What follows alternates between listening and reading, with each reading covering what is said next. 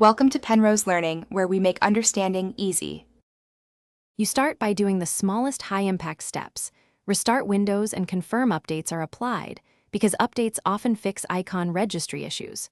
Once done, open Settings Personalization taskbar and make sure icons aren't hidden in overflow. Toggles matter.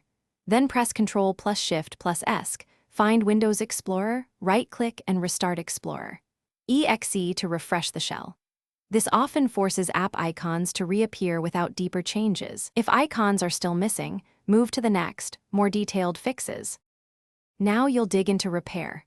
Open an elevated PowerShell or command prompt and run sfc/scano to repair system files. If that flags issues, run dism restore health to pull good files from Windows Update. Once done, sign out, delete icon cache.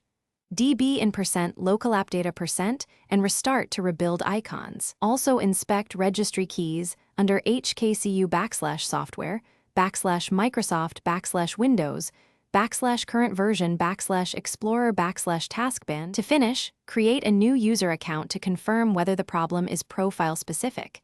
If the taskbar works there, migrate your data and remove the faulty profile. If deeper corruption persists, perform an in-place repair install using the Windows installer to preserve files and apps. This replaces system components without a full reset. If that still fails, use System Restore to roll back or contact support. One key tip: always back up a System Restore point or image before major repairs to avoid data loss.